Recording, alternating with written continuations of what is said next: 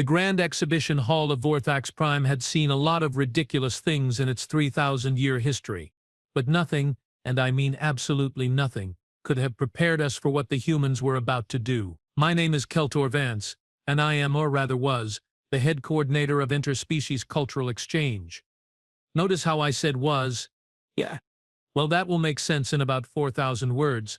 Maybe less if I talk faster. The exhibition hall was massive, spanning roughly 12 kilometers in diameter, with seating for approximately 200,000 spectators from across the Galactic Council.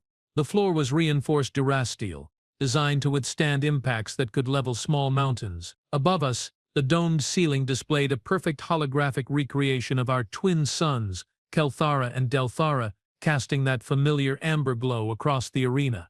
Today was special.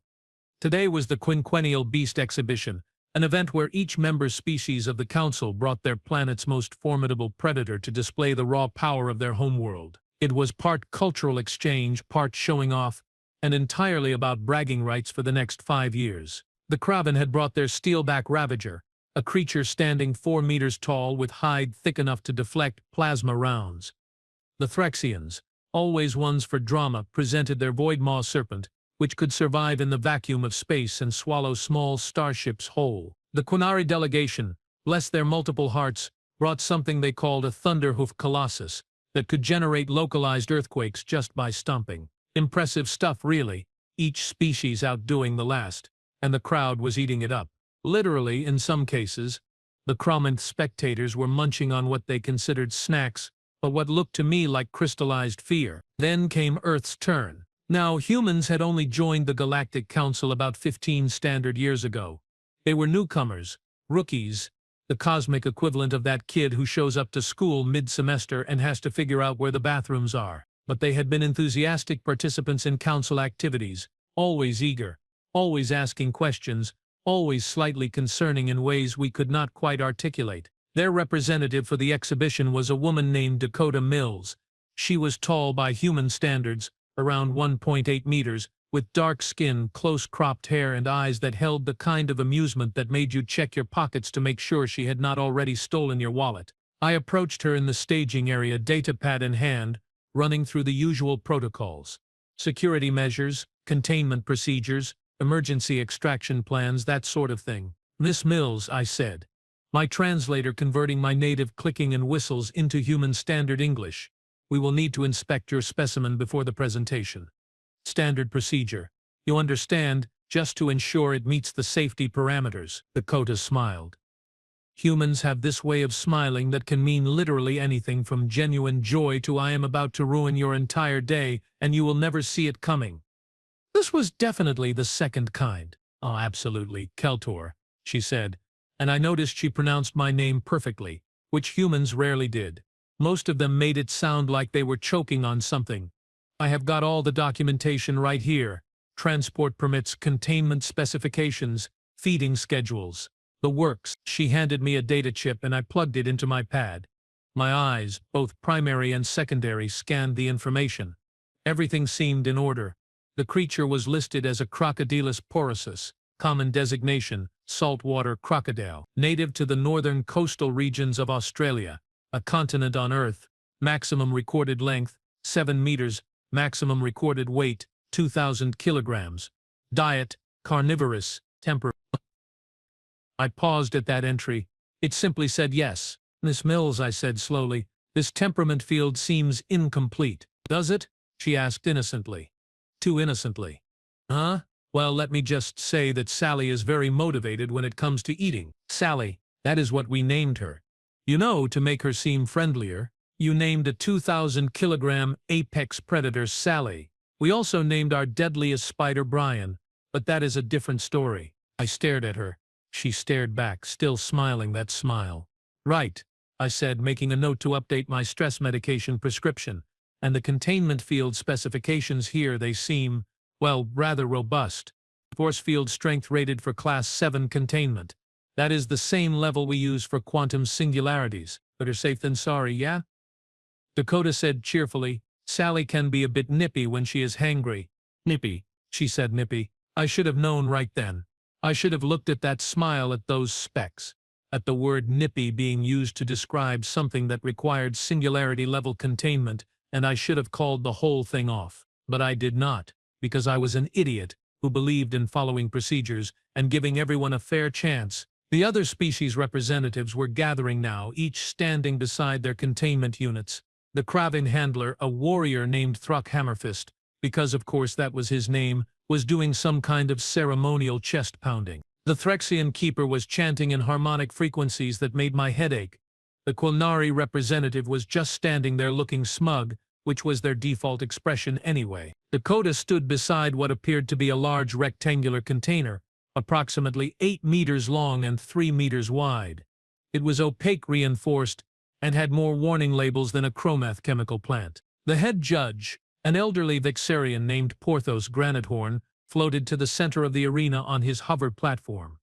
Vexarians are silicon-based life forms, and Porthos looked like someone had carved a distinguished grandfather out of a mountain and given him a voice like grinding bedrock. Honored guests, esteemed delegates, and curious onlookers, Porthos announced, his voice booming through the hall's amplification system. Welcome to the 250th Quinquennial Beast Exhibition.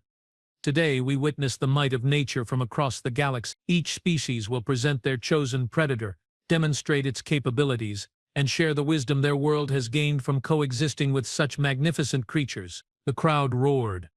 Some roared, others buzzed, clicked, hummed, or in the case of the Whisper Collective, created an eerie silence that was somehow louder than noise. We shall proceed in order of council membership, Porthos continued. Kraven Empire, you have held your seat for 400 years. Please present your beast. Hammerfist stepped forward, slamming his fist against his chest plate with a clang that echoed through the hall. Behold, he bellowed, the Steelback Ravager, born in the volcanic depths of Kraven Prime, forged by fire, tempered by battle, witness its power. The containment unit opened with a hiss of hydraulics. What emerged was, I had to admit, terrifying. The Steelback Ravager stood on 4 trunk-like legs, each ending in claws that could shred reinforced armor. Its body was covered in overlapping metallic plates that shifted and gleamed in the light. Its head was all teeth and rage, with 6 eyes that glowed like molten copper. Thrak commanded it through a series of demonstrations. The Ravager smashed through durasteel plates like they were paper. It tanked direct hits from plasma cannons without flinching. It roared, and the sound made the ground shake. The crowd went wild. Judges scribbled notes. I saw more than a few species representatives looking nervous about their own entries. The Threxians went next, and their Voidmaw serpent was equally impressive, all coiled muscle and alien grace, with the added bonus of being able to survive temperature extremes that would vaporize most matter. The Quilnari Thunderhoof Colossus literally cracked the arena floor when it demonstrated its seismic abilities, which meant I had to file an incident report, but everyone was too excited to care. Species after species presented their apex predators, each one more impressive, more deadly, more capable of ending life in creative and horrifying ways. Then Porthos called, Earth, newest member of our council, please, present your beast. Dakota Mills stepped forward. The entire hall went quiet, curious. What would the humans bring? They were known for being creative, unpredictable, and slightly unhinged, but this was different. This was about raw predatory power. What did Earth, a world of soft-bodied mammals and fragile ecosystems, have to offer? Dakota touched a control on her wrist device. Ladies, gentlemen, and those who transcend such categories, she said, her voice carrying across the hall with perfect clarity. Earth is a world of water. 71% of our surface is ocean, but some of our deadliest predators do not stay in the ocean. No, they patrol the edges, the borders between sea and land, between safety and death. They are ancient, unchanged for millions of years, because evolution looked at them and said, you know what, you are already perfect. She paused for effect. Humans love doing that. Let me introduce you, the Dakota continued, to Sally. A saltwater crocodile, 6.4 meters of prehistoric hunger, 1,800 kilograms of what we call an ambush predator. She has the strongest bite force of any animal on Earth. Her jaws can exert 16,000 newtons of pressure. That is enough to crush bone like breadsticks. She can hold her breath for over an hour. She can swim at speeds up to 30 kilometers per hour. and she has a brain that has exactly one thought at any given moment. What thought is that? Called out someone from the Threxian delegation. Dakota's smile widened. Lunch. She pressed another control. The containment unit began to open, and I swear every being in that hall leaned forward in anticipation. What emerged was not what anyone expected. Sally the saltwater crocodile moved with a slow, deliberate grace that was somehow more terrifying than any of the roaring, stomping beasts we had seen. She was long, low to the ground, covered in thick scales that looked like ancient armor. Her tail swayed behind her, thick with muscle, but it was her eyes that got everyone's attention. Cold, calculating, empty of anything resembling mercy or emotion. Just pure predatory focus. And then she opened her mouth. Row upon row of teeth, each one designed for one purpose only, to grip and never let go. Her mouth seemed too big for her head, splitting her skull nearly in half when fully opened. The crowd reaction was mixed. Some species gasped. Others laughed, clearly thinking this was a joke. The Kraven delegation actually looked offended. Throck Hammerfist called out, "That is your apex predator? A overgrown lizard? Our children have pets more fearsome." Dakota did not even look at him. She was watching Sally with the kind of attention you give to live explosives. "She does not look so tough," said a Quinari observer. "Our Thunderhoof could step on it." "Probably." Dakota agreed calmly. "If it could catch her, if it could see her coming, if it did not make the fatal mistake of going near water." Porthos' granite horn floated closer, his silicon features showing what I had learned to recognize as curiosity. "Miss Mills, while your creature is certainly interesting, it appears rather, shall we say, undersized compared to the other entries. The regulations state that the beast must demonstrate superior predatory capabilities. How do you intend to prove this?" Dakota looked up at the head judge. "With respect, sir. Size is not everything. Sally here survived unchanged for over 200 million years. Do you know why?" "Please, enlighten us," Porthos said. "Because she is perfect at what she does. She does not chase prey across open ground. She does not roar challenges. She does not need to. Sally waits. Sally watches. And when the moment is right, Sally strikes faster than you can blink. And once those jaws close, once those teeth sink in, the prey is already dead. It just does not know it yet." She walked over to Sally, who had settled onto the arena floor, perfectly still. To the untrained eye, the crocodile looked almost peaceful. I knew better. I could see the tension in those muscles, slight movements of those eyes tracking everything around her. "The problem with most apex predators," Dakota said, addressing the crowd now, "is that they are honest about being dangerous. They announce it. They display it. They want you to know that they can kill you. But Sally lies. Sally looks slow. Sally looks lazy. Sally looks like she is sleeping. And that is when Sally is at her most dangerous." Throck Hammerfist laughed, a booming sound that echoed through the hall. "Big talk, human, but talk is all it is. Your lizard may have strong jaws, but what good are jaws when my steelback Ravager has armor that can withstand plasma fire?" Dakota turned to look at him, and her expression shifted into something that made my survival instincts scream. "You want a demonstration?" she asked quietly. "I demand one," Throck said. "Let us see this perfect predator in action." I stepped forward quickly. "Now hold on. The regulations clearly state that direct combat between specimens is prohibited. It is too dangerous, and we cannot risk injury to the creatures or to the spectators." "I am not suggesting combat," Dakota said, still looking at Throke. "I am suggesting a simple test. We have seen strength demonstrations. We have seen armor demonstrations. We have seen size demonstrations.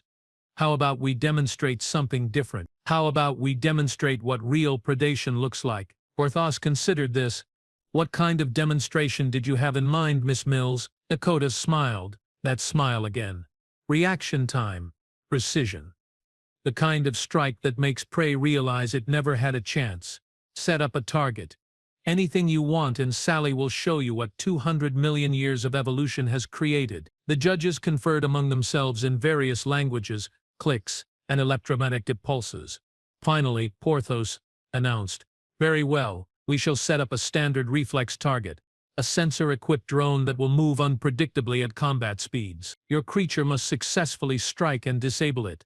Several other species have attempted this test with their predators. The current record is held by the Threxian Voidmaw serpent, which disabled the drone in 0.3 seconds from the moment of detection. Works for me, Dakota said. They brought out the drone, a sleek device about half a meter in diameter, equipped with enough sensors and evasion programming to avoid most attacks. It was designed to be nearly impossible to hit, a true test of predatory speed and accuracy. Sally had not moved. She was still lying there, looking for all the world like a log someone had dropped on the arena floor. The drone powered up, its anti-gravity field making it hover about 2 meters off the ground. It began moving in erratic patterns, weaving and darting, its sensors scanning for threats. Dakota looked at me.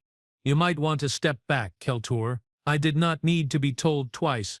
I retreated to the safety zone along with the other handlers and judges.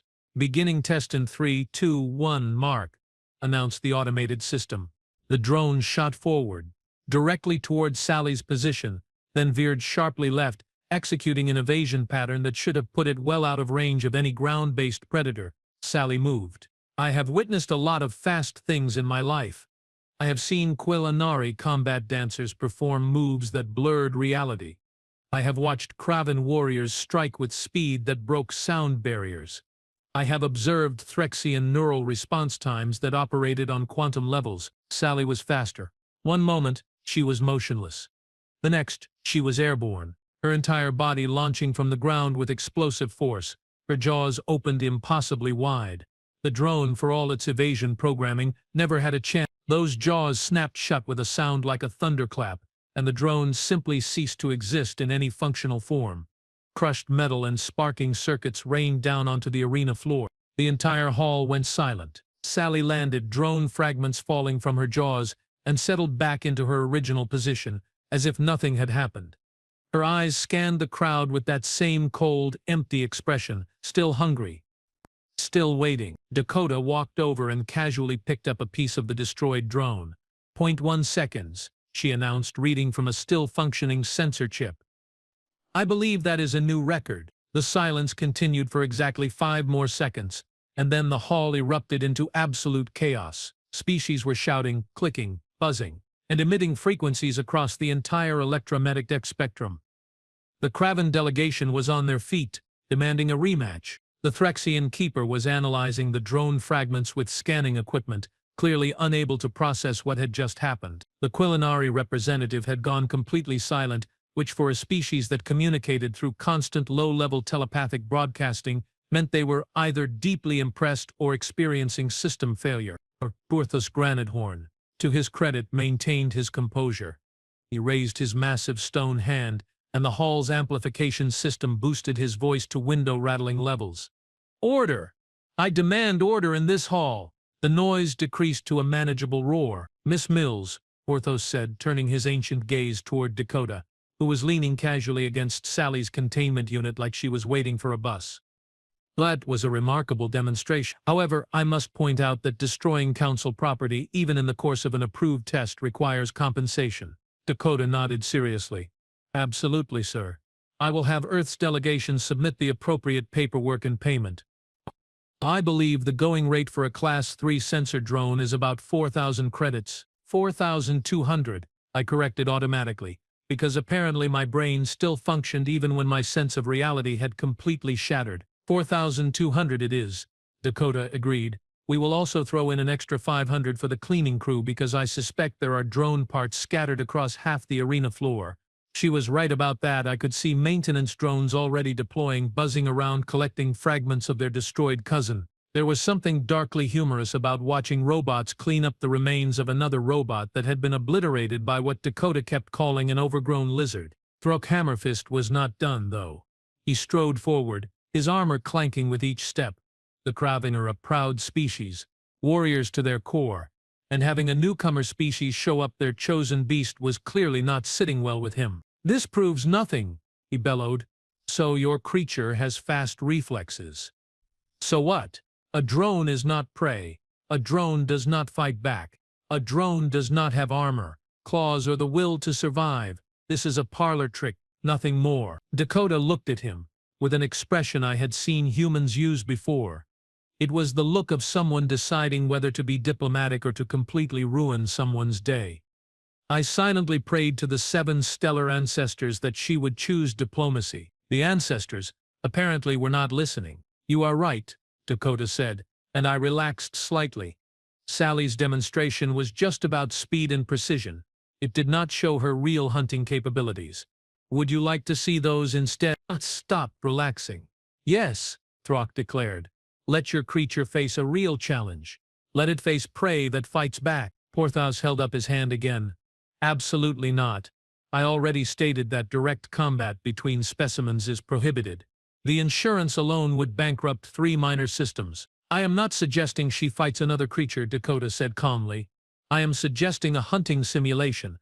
We set up a controlled scenario, release live prey into a contained environment, and let Sally demonstrate what she was designed to do.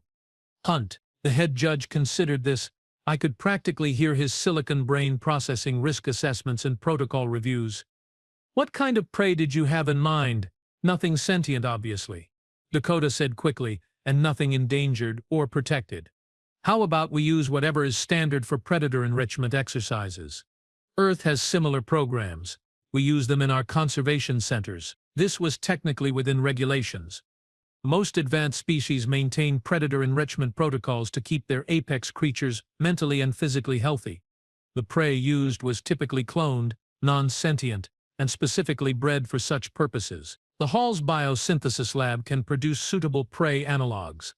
I found myself saying, despite every instinct screaming at me to shut up and let this whole situation dissolve.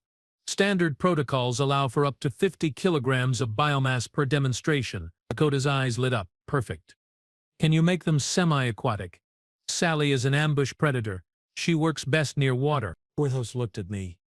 I looked at my datapad. My datapad looked like it wanted to file for early retirement. "We can configure Section 7 of the arena floor to include a water feature," I said slowly. "It would take approximately 20 minutes to set up. We have modular terrain systems designed for exactly this kind of demonstration." "Excellent," Porthos declared. "We shall proceed with a controlled hunting demonstration. Miss Mills, your creature will have one opportunity to successfully hunt and disable prey in a semi-aquatic environment. The judges will score based on efficiency, technique, and adherence to natural predatory behavior." "Are these terms acceptable?" "More than acceptable," Dakota said, and that smile was back. The one that made me check my life insurance policy. The next 20 minutes were a flurry of activity. Engineering crews deployed from hidden panels in the arena floor, assembling a terrain section that included a small pool roughly 30 meters in diameter and 3 meters deep at its center. Vegetation analogs were placed around the perimeter. The biosynthesis lab worked on creating prey that matched Dakota's specifications, something she described as similar to a wild boar, whatever that was. I watched the preparations while trying to ignore the fact that Sally had not moved once during all of this. She was still lying there motionless, those cold eyes tracking every movement, every person, every potential meal. It was unnerving in ways I could not quite articulate. "She is really just waiting, isn't she?" I said to Dakota, who had come to stand beside me at the safety barrier. "Always," Dakota replied. "That is what makes crocodiles so successful. They have patience that would make a monk jealous. She can sit there for hours, days even, just waiting for the perfect moment. And she never gets bored, never gets distracted, never loses focus, just pure predatory intent, all day, every day." That sounds exhausting. For us, maybe. For Sally, it is just life. She does not overthink things. She does not worry about the future or regret the past. She sees prey, she calculates the strike, she executes. Simple, efficient, and brutally effective. "Your species seems to have a lot of respect for your predators," I observed. Dakota laughed. "Respect, fear, fascination, all of the above. Humans have this weird relationship with dangerous animals. We know they can kill us, and that makes us want to study them, understand them, even protect them. We have entire organizations dedicated to keeping creatures like Sally safe from extinction, even though they would happily eat us given the chance. That makes no sense whatsoever. Welcome to humanity, Keltor. Nothing we do makes sense, but it works out most of the time. Except when it doesn't. And then it really doesn't." The terrain setup was complete. The pool had been filled with water that the engineers assured me was chemically identical to Earth's coastal saltwater. The vegetation looked appropriately tropical. The whole thing resembled something from a nature documentary, if nature documentaries involved advanced alien technology and existential dread. The biosynthesis lab announced that the prey analogs were ready. 3 creatures, each approximately 40 kilograms, vaguely mammalian, with enough survival instinct to flee but not enough intelligence to be considered sentient. They were released into the far side of the terrain section near the vegetation. Sally was moved to the opposite side, near the water's edge. The handlers used the containment field to guide her, though she seemed perfectly content to go where directed. Once in position, the field was deactivated. The prey analogs were doing what prey does. Grazing, sniffing around, occasionally looking up nervously. They could sense something was wrong, even if they could not articulate what. Sally slipped into the water without a sound. One moment she was on the shore, the next she had simply vanished beneath the surface. No splash, no ripple, just gone. The crowd leaned forward again. Even the most skeptical species representatives were paying attention now. The water was clear enough to see shapes moving beneath, but Sally had positioned herself perfectly. She was just a dark shadow among other shadows, completely motionless again, suspended in the water like a submerged log. One of the prey analogs moved toward the water's edge, probably thirsty. It lowered its head to drink. What happened next took exactly 2.3 seconds. Sally exploded from the water in a spray of droplets that caught the light like diamonds. Her jaws were already open. The prey analog tried to bolt, but it was far, far too late. Those jaws clamped down on the creature's neck with a sound like a gunshot. Sally's entire body twisted, spinning in the water with incredible force, dragging the prey analog under in what I later learned humans called a death roll. The water churned. Foam and spray obscured the details, which was probably for the best. When the water cleared, Sally was back in her original position, motionless again, waiting. The prey analog was gone. The other 2 had fled to the far corner of the terrain section, as far from the water as they could get. The hall was silent again. This was becoming a pattern. Porthos Granithorn spoke first. That was a textbook ambush predation.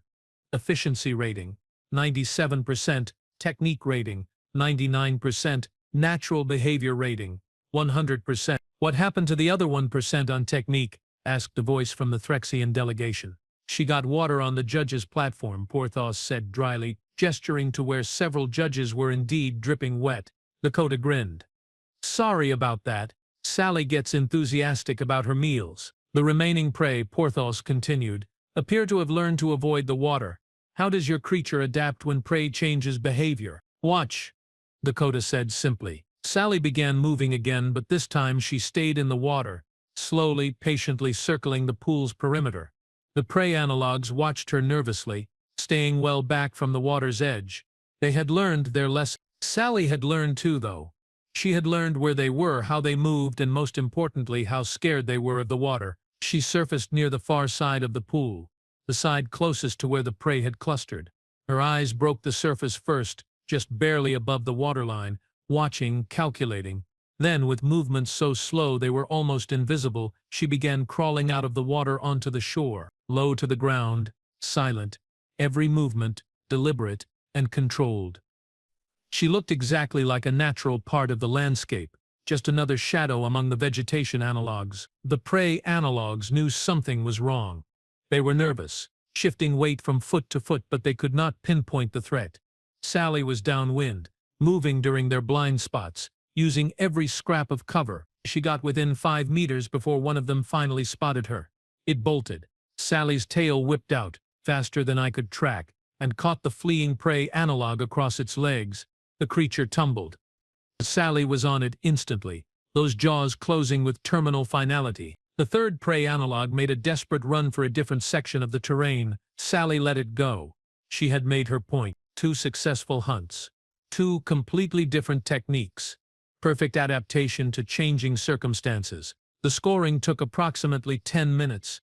Judges from each species conferred, reviewed footage, analyzed biomechanical data, and argued about criteria I did not fully understand. Finally, Porthos called for attention. After careful deliberation, he announced, "The judges have reached their conclusions."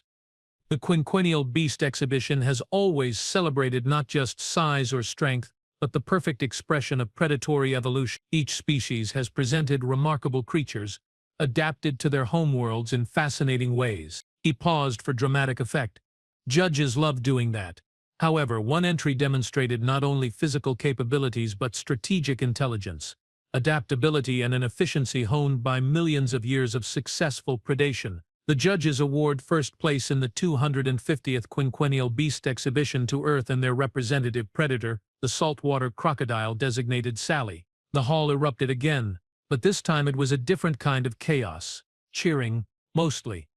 Amazement. Some species were already crowding around the terrain section, trying to get closer looks at Sally, who had returned to the water and was floating there like she had not just redefined everyone's understanding of apex predation. The Crocodile delegation was not cheering. Druk Hammerfist looked like he had swallowed a plasma grenade. His steelback Ravager, still impressive by any objective measure, somehow seemed less intimidating now. It had size and armor. Sure, but Sally had something else. Sally had inevitability. Dakota accepted the winner's medallion from Porthos with appropriate grace. She gave a short speech about conservation, about respecting Earth's predators, about the importance of protecting these ancient species. It was all very diplomatic and proper. Then she looked directly at the Crocodile delegation and said, "Of course, Sally is not even Earth's deadliest predator. That honor goes to something much, much smaller." Throk's eyes widened. What could possibly be deadlier than that? Dakota smiled. Mosquitoes.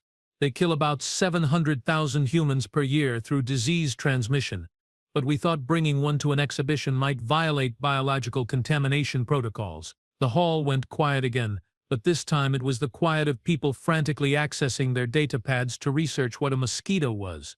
I watched their faces as the information loaded. Horror, disbelief, existential crisis. The fact that Earth's deadliest organism was a flying insect smaller than most species' fingernails was apparently breaking some fundamental assumptions about how death was supposed to work. "Your planet is insane," said a Quilnari observer. "Yeah," Dakota agreed cheerfully, "but it keeps things interesting." The post-exhibition reception was held in the hall's upper galleries, where species mingled, discussed the demonstrations, and consumed various refreshments appropriate to their biology. I found myself standing near a viewport, looking down at the arena floor where crews were dismantling the terrain section. Sally had been returned to her containment unit, though I could see Dakota checking on her frequently. The humans seemed genuinely attached to the massive reptile, which I found simultaneously touching and concerning. "Quite the day, wasn't it, Keltor?" said a voice beside me. I turned to find Porthos floating there, his stone features somehow conveying amusement. "That is one way to describe it, sir," I replied. "I am going to be filing incident reports for the next month." "Worth it, though. That was the most educational exhibition we have had in centuries."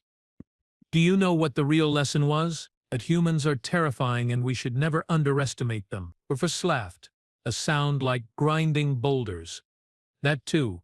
But no, the real lesson is about assumptions. We assumed that deadliness required size. We assumed that predation required obvious displays of power. We assumed that evolution's most successful designs would be complex. Sally proved all of those assumptions wrong. Sometimes the most effective solution is the simple one, refined over millions of years until it becomes perfect. With respect, sir, I am not sure I would call having the strongest bite force in your planetary ecosystem simple, compared to neural quantum processing or plasma-based biology. It is remarkably simple. Powerful jaws, armored skin, patient waiting, explosive striking, no frills, no complications, just pure predatory efficiency. He had a point, even if I did not want to admit it. "The humans are going to be insufferable about this, aren't they?" I said. "Oh, absolutely," Porthos agreed, "but they earned it. Besides, it will be good for the Council. We have been set in our ways for too long. The humans bring chaos, yes, but they also bring fresh perspectives. We need that even if it comes with existential terror and property damage." I watched as Dakota finally left Sally's containment unit and headed toward the reception. She was immediately swarmed by representatives from various species, all asking questions, requesting data, proposing research collaborations. She handled it all with the same casual confidence she had shown throughout the entire event. "Can I ask you something, sir?" I said to Porthos. Of course. Do you think they planned this? The humans, I mean. Do you think they knew exactly what reactions Sally would provoke? Porthos considered this for a long moment. Yes, he said finally. Absolutely yes. The humans are many things, but they are not naive. They knew that bringing an ambush predator to an exhibition dominated by large, obvious threats would make a statement. They knew that demonstrating patience and precision instead of raw power would force us to reconsider our definitions. They knew exactly what they were doing. That is what I thought. Which means Dakota Mills is either brilliant or terrifying. Why not both? Fair point. The reception continued for several hours.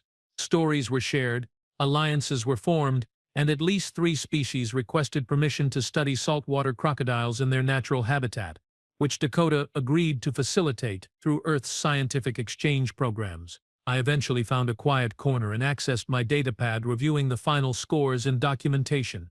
Everything was in order. Earth had won fairly, decisively, and in a way that would be talked about for years to come. My datapad chimed with a message from the Council's Administrative Division. It was my new assignment. I read it twice, then 3 times, certain I was misunderstanding. I was being promoted to Chief Liaison for Earth Relations, effective immediately. The message explained that my experience coordinating the exhibition had demonstrated my ability to handle human unpredictability, and that the Council felt I was uniquely qualified to serve as their primary contact for future Earth-related activities. I looked across the gallery to where Dakota was demonstrating something on her datapad to a group of fascinated Threxians. She glanced up, caught my eye, and winked. She had known. Somehow she had known this would happen. I closed my eyes and took a deep breath, activating my stress management protocols. Then I sent a reply accepting the position, because really, what choice did I have? Someone had to keep an eye on the humans, and apparently that someone was me. As I watched Dakota laugh at something one of the Threxians said, I made a mental note to update my insurance coverage, increase my stress medication dosage, and start keeping emergency supplies in my office. If today had taught me anything, it was that working with humans meant expecting the unexpected and being prepared for anything. Sally had shown us that evolution's most successful predators were patient, adaptable, and utterly relentless in pursuit of their goals. I had a sinking feeling that humans, as a species, embodied those exact same traits, and now I was going to be working with them full-time. The 7 stellar ancestors have a strange sense of humor. I walked over to the refreshment station and ordered something strong. Very strong. I had a feeling I was going to need it. Behind me, I heard Dakota's voice rise above the crowd. So, you want to hear about Australian spiders? Oh, this is going to be fun. Let me tell you about the Sydney funnel web spider. Its venom can kill a human in 15 minutes, and it is aggressive enough to actually chase people. The crowd's reaction was a mix of horror and fascination. I downed my drink in one gulp and ordered another. Welcome to Earth Relations, Keltor, I thought.